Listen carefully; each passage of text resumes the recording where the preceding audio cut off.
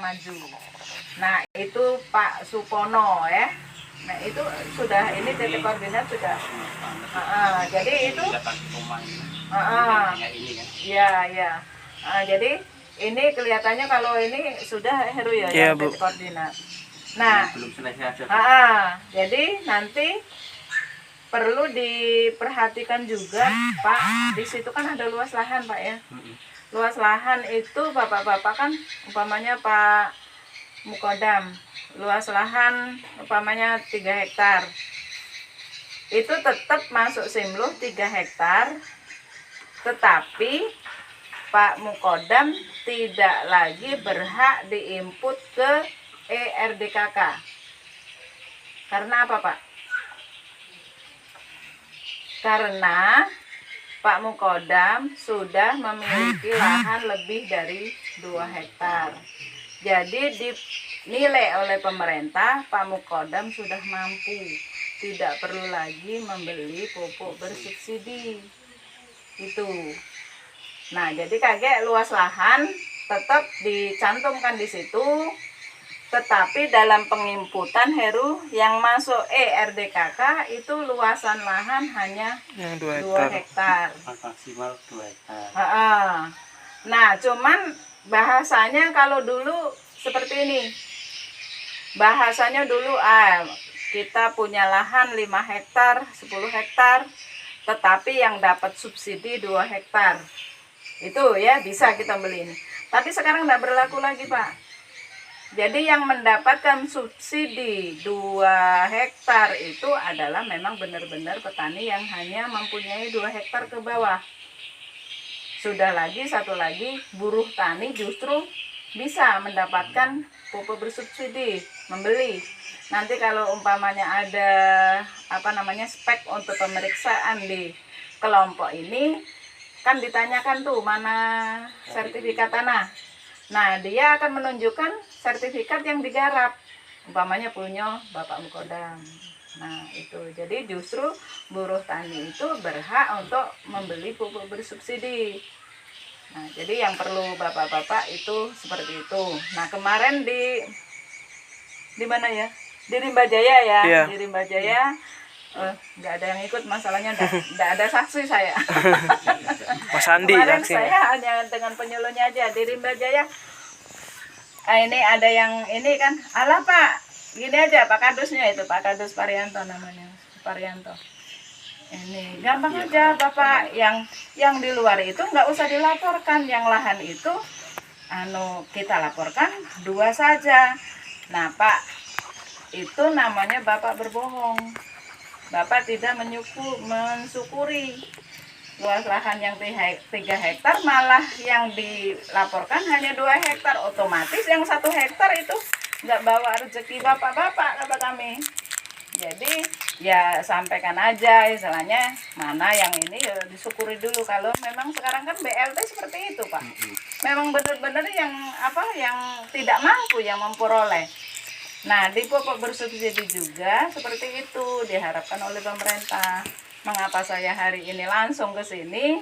Heru mau bilang seperti ini, takutnya nanti nggak percaya. Kalau di Jawa sudah lama Pak keberlakuan yang seperti ini. Karena di Jawa tuh jarang yang punya lahan, dengan adanya 1 hektar aja sudah ini ya, setengah hektar aja sudah mencukupi istilahnya ini. Tapi kalau di Sumatera ini memang tahun ini benar-benar harus seperti itu. Jadi jangan sampai nanti kita mendapatkan spek untuk turun dari KPK, turun dari BPKP, timbul. Lah ini Pak Mukodam ini lahannya 3 hektar, ngapa masih beli pupuk bersubsidi? Nah itu yang kena ya ketua kelompok, Pak Kades, penyuluhnya, terutama saya yang istilahnya mengokekan, silahkan ditebus gitu. Kalau tidak ada tanda saya oke, kemungkinan pupuk itu tidak akan bisa ditebus, kalaupun bapak-bapak itu membeli ya. Jadi itu nanti tolong yang data-data 6 kelompok itu nanti ini dulu istilahnya nama, nik, tempat tanggal lahir, sudah tuh nama ibu kandung, luas lahan. Luas lahan saya harapkan jujur. Seluruh kelompok tani mungkin ada yang 4 hektar, ada yang 5 hektar, ada yang 1 hektar, ada yang setengah hektar, ada yang 2 hektar. Tolong diindikasi dulu seluruhnya. Nah, nanti penyuluh ini dimasuk ke Simlu, sudah masuk Simlu, sudah tampil, sudah terinput di Simlu. Nah, akhirnya nanti akan diinput lagi ke ERDKK untuk penebusan tahun 2022. Tapi dengan catatan yang masuk ERDKK itu lahannya yang 2 hektar ke bawah. Nah, mungkin nanti ada pertanyaan dari Bapak, gimana kalau yang seandainya umpamanya Pak Mukodam yang 3 hektar, gimana kalau seandainya yang 1 hektar atas nama istri? Itu juga tidak boleh, Pak, karena satu kakak hanya 1 orang yang mendapatkan bantuan membeli pupuk bersubsidi itu. Jadi untuk itu Pak ya, nanti kita banyak-banyak diskusi aja Pak ya, biar kita apa-apa yang Bapak selama ini keluhkan ya, mudah-mudahan saya juga bisa mengetahui. Nah, ini sebenarnya ya memang itu. Nah, alur dari penyaluran pupuk bersubsidi seperti yang tertera di situ. Ini bersubsidi bagi petani yang tergabung dalam kelompok tani dan terdaftar dalam sistem ERDKK, memiliki EKTP ya Pak ya. Jadi bukan KTP sementara, tapi EKTP. Jadi ERDKK itu juga E-nya itu elektronik, EKTP juga E-nya elektronik. Jadi itu. Jadi mulai dari ERDKK yang sudah disusun, di kecamatan, nanti setelah Heru membawa data-data yang dari kelompok tani, itu nanti Heru memasukkan ke Simluh dulu. Sudah di Simluh, dipilah-pilah oleh Heru. Oh, ini 2 hektar. Oh, berarti masih bisa masuk ke ERDKK. Nah, kalau 3 hektar, yo Bapak harus bersyukur juga. Istilahnya tidak bisa membeli pupuk bersubsidi. Masalah nanti ininya ini ya tergantung dari kesepakatan Bapak. Cuman aku wanti-wanti jangan sampai istilahnya nanti muncul di pemeriksaan. Karena kita paling-paling ya jangan seperti itu. Kita kita harus memikirkan pahitnya nanti. Karena bukan mudah Pak kita datang diperiksa itu enggak ini. Dari hati kita sudah rasanya enggak bisa tidur mau diperiksa. Jadi kalau bisa ya sudahlah jujur-jujur aja. Kalau memang sudah 3 hektar ya bersyukur aja lah. Iya gitu. Jadi jangan enggak usahlah Bapak punya 5 hektar ini sudahlah laporkan aja 2 hektar. Itu enggak usahlah Pak. Mudah-mudahan rezeki itu ada aja lah dari ini. Jadi itu masalah pupuk bersubsidi.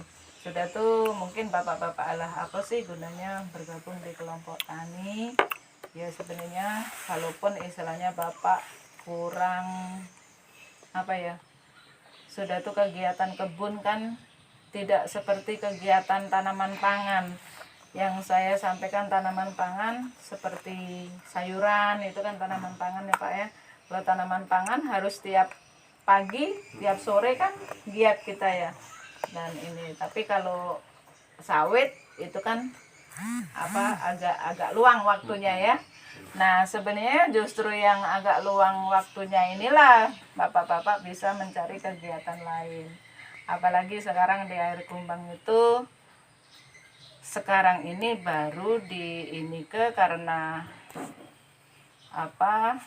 karena wilayah Kecamatan Air Kumbang itu nomenklaturnya perkebunan, itu sekarang lagi dilirik oleh pemerintah baru digalakan ke kegiatan peternakan. Jadi ya bisa wae bapak-bapak istilahnya sedikit-sedikit memahami ya masalah peternakan, apa sih untungnya dengan memelihara ternak gitu ya. Mudah-mudahan nanti yang di desa-desa lain ada ternak, di Padang Bejo juga ada gitu.